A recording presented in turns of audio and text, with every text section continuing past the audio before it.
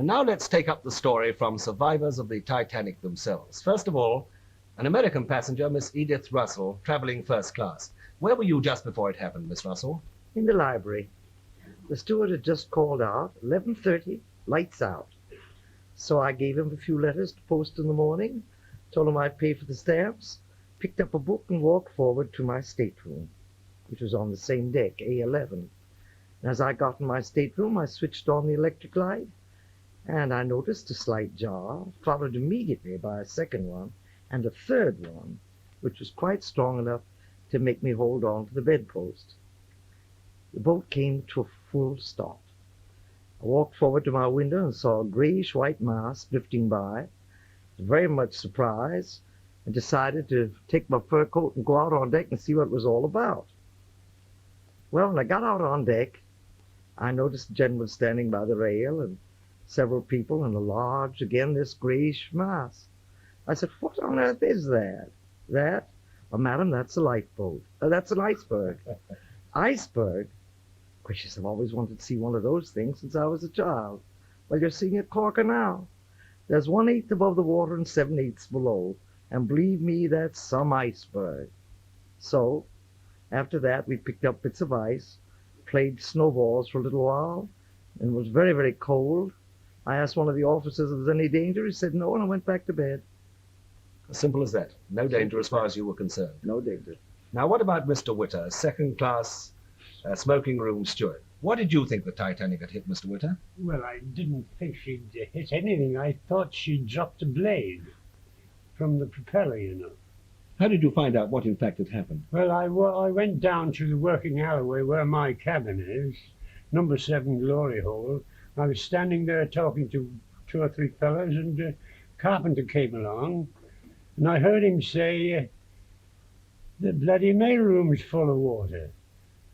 I said, "What's that ship, mailroom full of water?" He said, "Yes." I said, "Well, what about those bulkhead doors forward?" He said, "They're not holding, Jim." Of course, then I walked into my cabin, number 7 Glory Hole, and I opened my box. I called everybody. I said, "Come along, fellas, get up, she's going down." So I opened my box, took out some matches, some cigarettes, and I said, "Come on, fellas, get out." "What the hell are you talking about?" They said, "Get out of here." And someone threw a boot at me. I said, "Good night, gentlemen." Just as easy as that. As far as they're concerned, no danger either, not at that time. Well, now, Commander Lightoller, the second officer of the Titanic, died recently, but in 1936 he broadcast his story of that night. And it left 6 compartments open to the sea.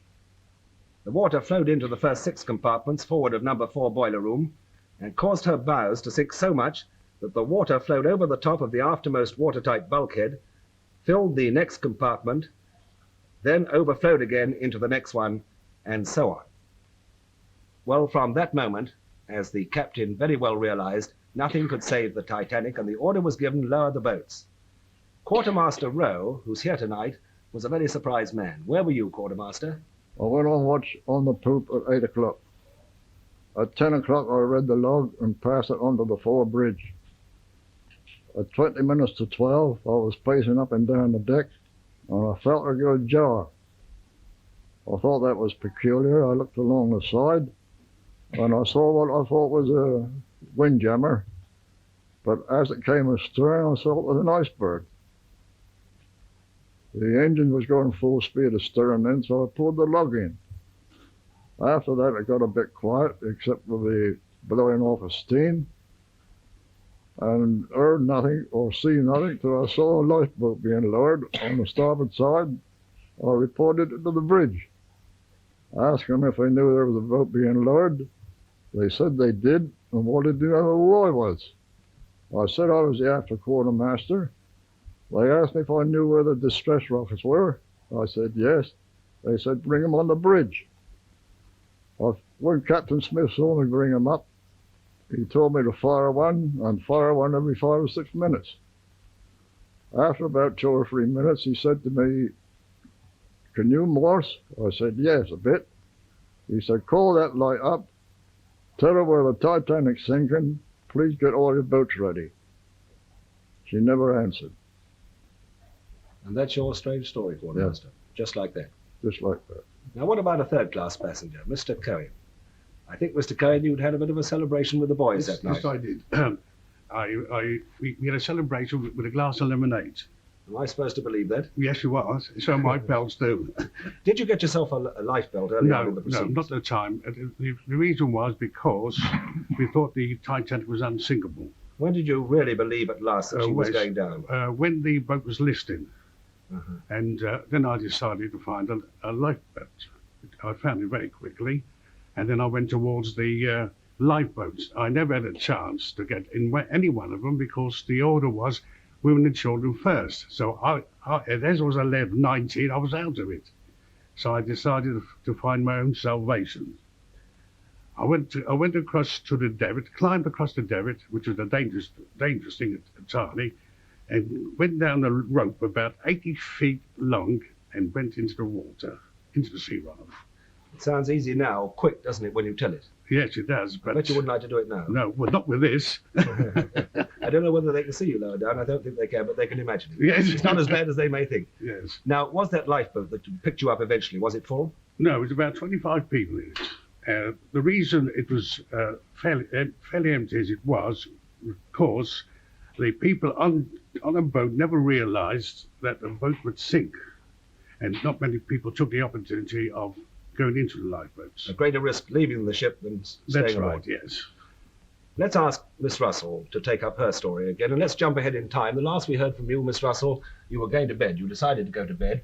Now, let's go forward to the time when you were on deck and you asked Wareham, your steward, to go and find your little pig, your mascot. Would you take it from I there? was on A deck in the lounge when Wareham came along, and I said to him, "Here, Wareham, are my trunk keys.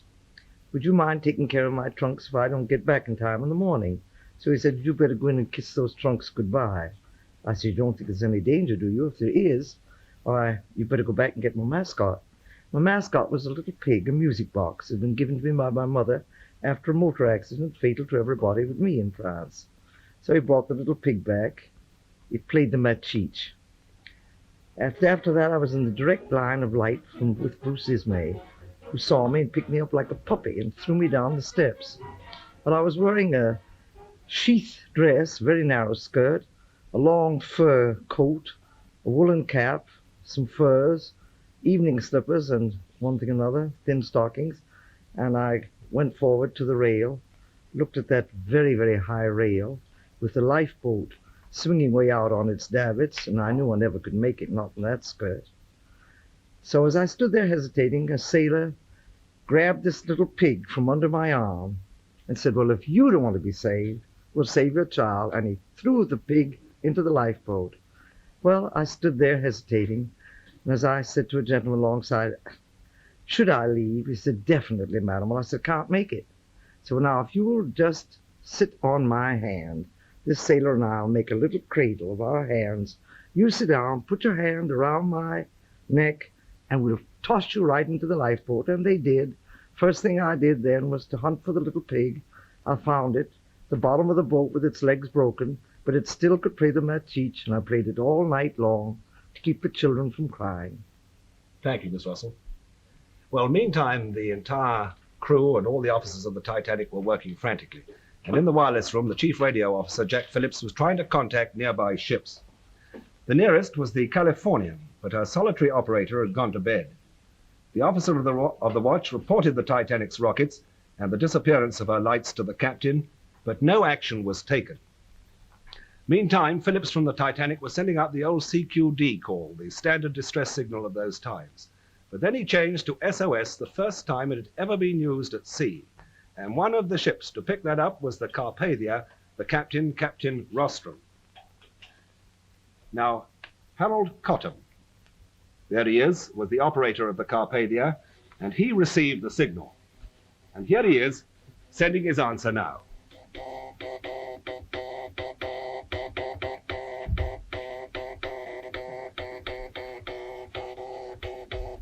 Now, this equipment you're using now, Mr. Cottam, I understand is the same as in the Titanic, except for the buzzer that Marconi Marine supplied for the Titanic. Yes, Is that not right? Yes. We've got the coil there, Yes. the tuning here, Yes. and the receiving. Yes.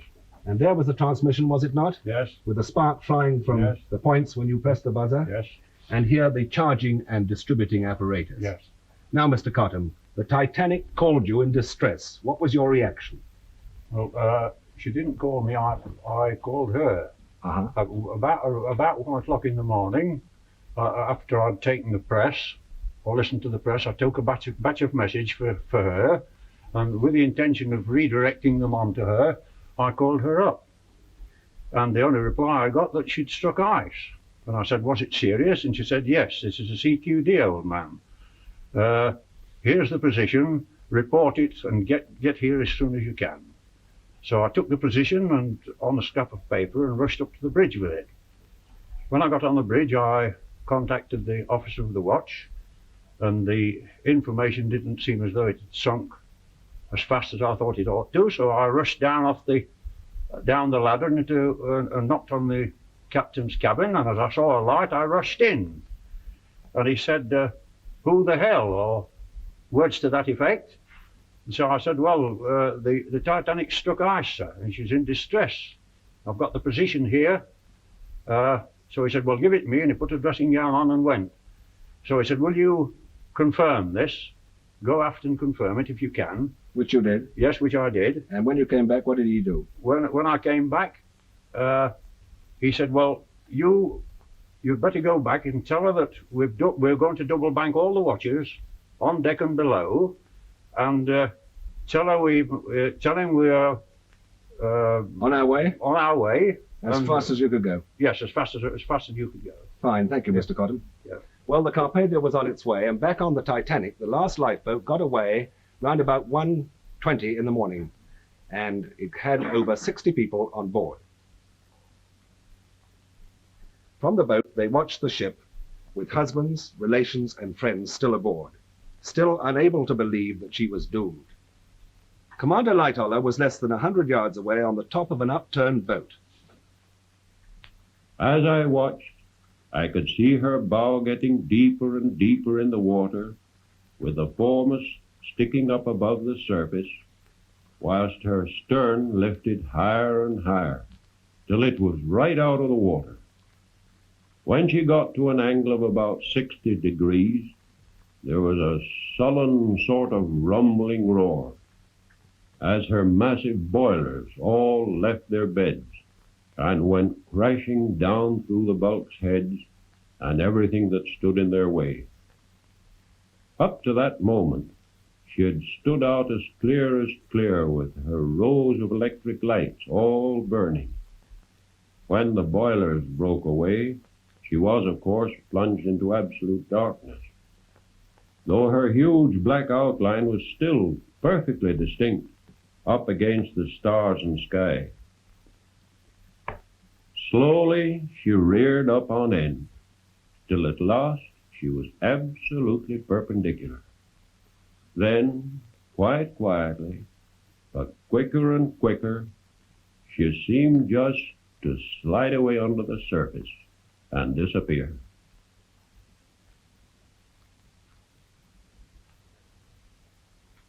In the lifeboats, the survivors braced themselves for the rigors of a long night.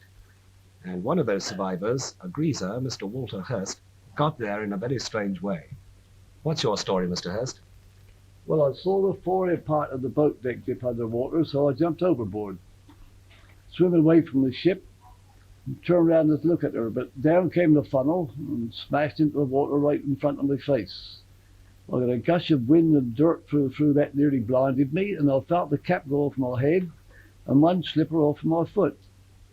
But it didn't take my attention off of this boat, and I see the collapsible boat washed straight over off the deck, within a few yards of me. But I managed to get onto it, and I was followed quickly by the second officer and a few others. Anyhow, she soon got filled up. There was an old man stood next to me. He was complaining all the night long about his head was so cold. Well, I took particular note of that because mine was pretty cold too. But a friend of mine, a shipmate named Lindsay, gave me a drink from a bottle. I thought I was on a good thing. I think it was whiskey or brandy. Instead of that, it was essence of peppermint. Nearly choked me. Thank you very much, Mr. Hurst. Well, meantime, the Carpathia was speeding to the Titanic's rescue, herself dodging patches of ice and huge icebergs.